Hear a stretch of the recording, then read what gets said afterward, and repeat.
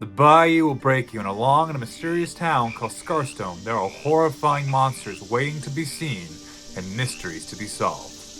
Hello and welcome to Table Talk, a show on here where I talk about and review tabletop RPGs. Today, we are talking about the RPG horror game known as Gravemire by Clawhammer Games. I was actually sent a review copy of this game, so I want to thank Clawhammer Games for sending me over a copy of this. It's really cool. I really mean it a lot, so yee. So what's Gravemire about? Well, it's set in a fictional mysterious town called Scarstone, where dangerous and evil monsters roam the land called the Border, and you must solve the mysteries within.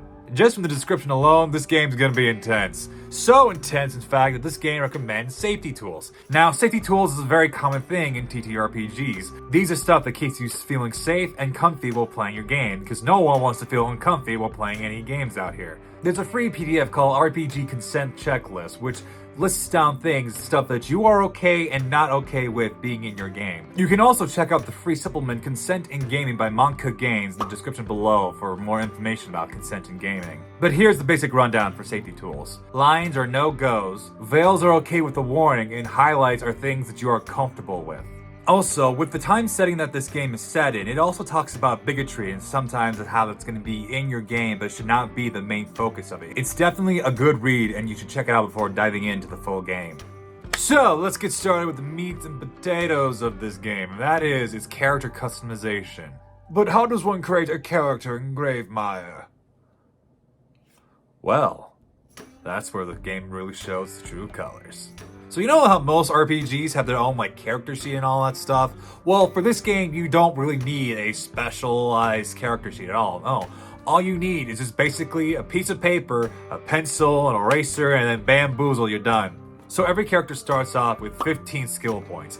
These can be used to buy new skills, improve on skills, or to increase your health. Your health starts at 7 and your willpower starts at 7. That's going to be your mental health pool. Next up is aversion, which is your character's fears. You can get these things by either, rolling a really bad roll, meeting a horrifying monster, or, capitalism. All the bad stuff. Who knows? It's all scary. It's all bad. Ah! There are 3 tiers of aversions. The third tiers are broad phobias. The second tier are lesser phobias and all that jazz. And the third one is hyper-specific fear. Like you have fear of spiders with machine guns, and they're just going on bam, bam, bam, bam, bam, bam, bam, bam, bam, bam, bam, bam, bam, bam, bam, bam, bam. You and your DM or dealer determines what kind of fear your character has. And yes, you heard me right.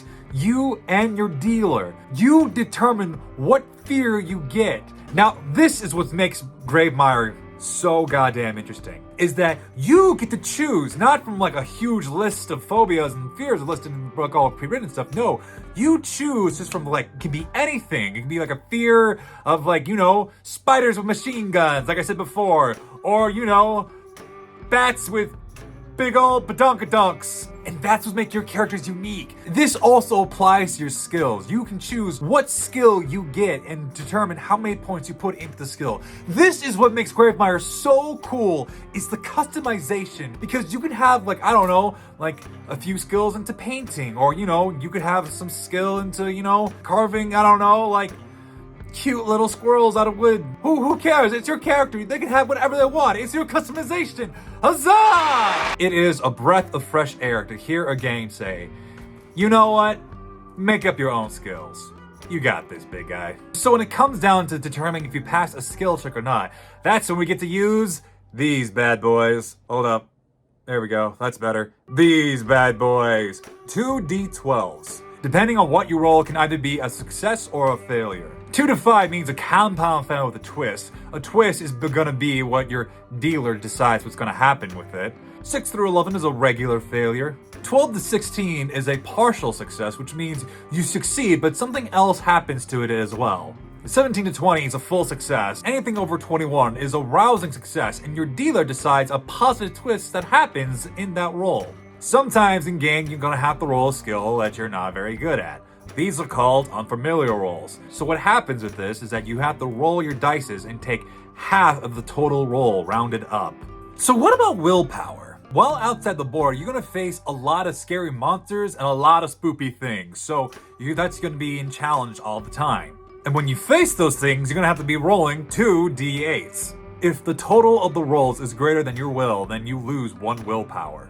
Sometimes a character can provide psychological aid to a roll. If they pass, they gain 1 will point, but if they fail, you lose 1. Other times in games, you're gonna have to face your aversions in games. If you pass the roll, then you only lose 1. If you fail, you lose 2.